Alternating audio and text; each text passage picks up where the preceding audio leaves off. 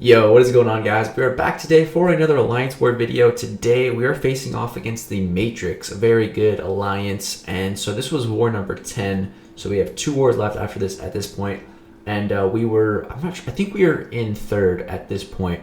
So we were trying to defend that 3rd place, and so this war was actually the first one with my rank 3 Sorcerer Supreme. So I had just taken her up to rank 3.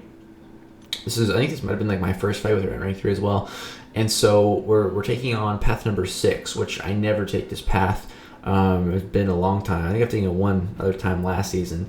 But yeah, we have a Punisher here, a 5-star Punisher. So I used a Power Start 1, which I think I just had one in the overflow. I'm going to go ahead and use my special 1 here with the armor up so I can get regens. So I can just block this dude's specials, and it won't be that much damage, right? But this node also has Strike Back.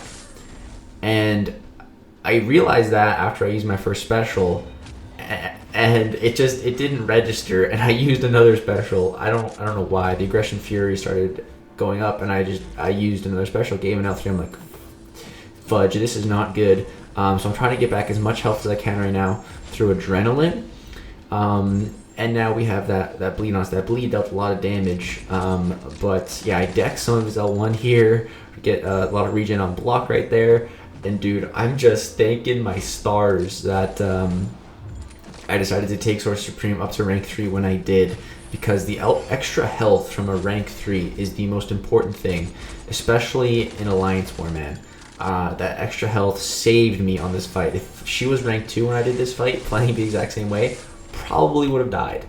So yeah, we come out of there. Oh my god, dude, that was that first fight definitely woke me up. So yeah, I was very thankful to not die right there. Really happy with the decision to rank 3 Sorcerer Supreme after that fight. And then next up here we have a Human Torch. I wasn't at all scared of this fight. We got Nick Fury. We're just gonna bleed this fool. We got Deep Wounds active. This node also has Power Focus, so above 1 bar, his power gain rate isn't too much. Right here, my alarm went off, which kind of screwed me up, but it went off at like a good time that I wasn't too close to him, and I didn't get hit because of it, so that's good. He gets a Smolder charge right here, but that's pretty irrelevant as long as he's bleeding. Usually, here we're taking some incinerate damage, but the fight's over. It doesn't matter. And I was like, oh crap, I forgot to turn off my alarm. So you guys are gonna get a peek into the life of Legacy in a second here. You see, I set a lot of alarms to wake up every day. And today I was up before my alarms went off. So yeah, I forgot to turn those off. So make sure those are off. I'm one of those people. There's 2 types of people, man. Someone that sets like 1, maybe 2 alarms, and someone that sets 10. I definitely set 10 every day, man. If I'm going to set an alarm, I'm going to set a bunch of them. For this next fight, I go ahead and throw on a invulnerability boost. This is mainly for the next fight.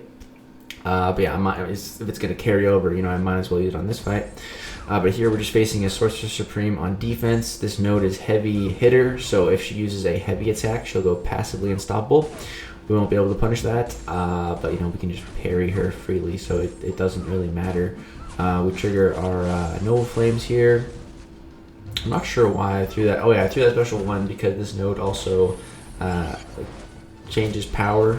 It takes some of your power and redistributes to both champions. So I just threw that special 1 just to get rid of some power. Didn't want to give her too much power. We come out of that fight looking just fine. But now we get to Mojo here on node 22. So I've taken this fight before, and it went extremely well. At first, it was just a bit of a theory fighting Mojo here with Human Torch. I thought it would be a pretty good matchup because of the Power Focus 1 specifically. But there's also Power Snack, which if I trigger a buff, he's going to get half a bar of power. So you see I'm going to change my mastery setup here specifically for this fight. So the main things that I'm going to do is I'm going to keep Dexterity off. Just so that I cannot generate a buff from my own abilities. I can get a hater buff, but that shouldn't happen as long as we control the fight fairly well. Then I'm also going to put Petrify on. This is a very underrated mastery for Alliance War when you're using Human Torch against these mystics with crazy power type gain stuff. because when they're stunned, you're going to reduce their power gain rate even more, which is really good for Human Torch, man. Just the less specials that you have to bait with him, just the more 3-hit combos you can do, and the more incinerates and then Nova Flames that you can apply. I also already applied my pre-fight ability, still have that invulnerability boost for this fight, just as a bit of a safety net. And yeah, we're all set up to jump in here. So yeah, the plan is just 3-hit combos gonna melt this guy. So yeah, hit a little bit of a re-parry right there. I don't know if that was an accident missing the first parry or on purpose, but either way we generated 15 temperature because of it, which is always a good thing. And this Mojo is not really dealing much damage into our block. Here I am going to block the special one on purpose, just because there's so many little hits from his little legs there that we get a bunch of smolders from it, which is really good. The more smolders just exponentially increases Human Torch's damage on his incinerates, and it makes them just so much better. So yeah, man, everything on this fight's going really good. He throws the L2. We're just going to completely block that because I don't have dexterity on, so it'd be very bad if I tried to dex it. I do have the invulnerability boost though, so it wouldn't be too bad. But then yeah, I just throw my special 3, give him a little heart attack there, and he's dead. So my first part of section 1 went really well. The Punisher fight was very sketchy, but we got out of there without dying, which is the most important thing. So now, I think this was the war where I was originally assigned to a path 5, and there was a Mysterio with redoubled determination that looked a little bit scary with the champions that I had. So I asked to switch, and yeah, so I ended up going on to path number 4 for this next section here. And there's 2 fights, Mr. Fantastic and Emma Frost. And I think we just had Pete go path 5 with his ghost, and he took care of business there. So yeah, Mr. Fantastic here on this path, it's very weird, new type of nodes. It's when you get 3 debuffs on you, the defender goes unblockable, and the only way to stop them from going unblockable is to get rid of every debuff. And then there's also a way for you to go unblockable if you purify debuffs. But yeah, Nick Fury is phenomenal for this because every time we throw a special, we purify all non-damaging debuffs with the LMD, and then I'm pretty sure once you're using the real Nick Fury, it's just all debuffs. So yeah, this is a phenomenal matchup here, and you can see I'm above, I was above 4 tactical charges. Right now I'm at 4, but while I'm above 4, he can't evade, so you know there's nothing to worry about. Right here you see we purify all those debuffs, and he loses the unblockable, because you know if the defender gets unblockable and has stubborn, that is a recipe for a disaster. I died to a Stark Spidey with that combination. It was just ridiculous. So yeah, we don't want to get put into a situation like that. And yeah, we're currently at full health, and we're going to finish this fight at full health. So that fight couldn't have gone any better. We have full health, and we still have the life model decoy. So you know, Nick Fury, he's an option for any mini bosses now with having that life model decoy. It's really good.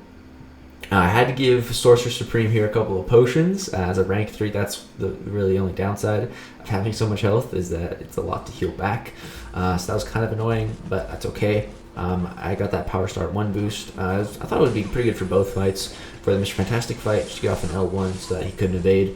And then for Sorcerer Supreme here, just to get off that L1 early on so we can get the armor break applied, so that Emma Frost won't be in her diamond form at all, which will be very, very good. So yeah, Emma Frost, pretty easy to fight, man. You know, as long as you can evade that L1, you know, it's easy. And so I'm going to get my special 3. I just need to block a hit. There we go. Hit a re-parry right there. So 2 parries. So we get some perfect block chance because Sorcerer Supreme is a defensive champion, so she qualifies for the stubborn attacker tactics, which is nice. That's another good thing about her. But you can see this L3 does a crap ton of damage, man. 34,000 damage, which is nice. And then we get that armor break applied. And now every single special attack that we use will apply an armor break to her for this entire fight. Because we banked the armor break rune for the fight with our first L3. So yeah, she's going to be permanently armor broken. So that's great, man. You know, we don't have to deal with her diamond form at all. I think right here, I want to get to a special 2. Yeah, here we go. Try to get some big damage going. Right there, I clipped a little bit, but yeah, here we get the armor break going, and hit a pretty big crit. Well, we were in the defensive phase as well right there, so that was good. Also got some regen going right now, which is nice. Heal a lot of block damage. And Ember Frost goes down, finished the fight at 93% health. So, yeah, dude, first war with the Rank 3 Sorcerer Supreme. She did a phenomenal job. She's been a rock for me in war. I haven't died with her. She's just been really reliable. And I'm just so happy I took her to Rank 3 just in time for that Punisher fight. So if we take a look at the stats now for the season, we haven't died in a little while. You can see been at 6 deaths for the past few wars, which is great. Finally starting to bring this season back. All 6 of these deaths are with Omega Red. So as soon as I stopped bringing him, I stopped dying, which has been great. And we did win against the Matrix, so we stayed in that number 3 spot. And then we only had 2 wars left and if we win those, then we place 3rd. But yeah, you guys have already seen the rewards video, so you know that we did finish 3rd. But here, let's see how it happened. So there's really only one more war for me to show you guys, and it's probably my best war of the season. It's a Sasquatch boss, and it's one of the craziest fights that I've ever had. The ending to it is just insane. Like, you won't ever see a closer fight ever in MCOC. I don't know if there could be a closer fight. It came down to the wire. It was crazy. So yeah, the next war video, one more left of the season. You guys definitely want to check it out. But yeah, 54 kills so far, 6 deaths. We've gotten back to a 90% solo rate, which is good. Clawing my way back up there. Power rating 54. It's decent. After the first few wars, I kind of just gave up on going for a good season. Now my only goal is just not die anymore, now that I put Omega Red away. And there's always next season. Next season, I'm going to try to go deathless. That's my goal for the next season. So yeah, that's going to do it for this war. We got one more left, and it's a good one. Be on the lookout for that one. Thank you so much for watching. Hope you did enjoy. Some more Rank 3 Sorcerer Supreme gameplay will be coming soon in a dedicated rank up video. So be on the lookout for that as well. Thank you guys so much for watching. Peace out.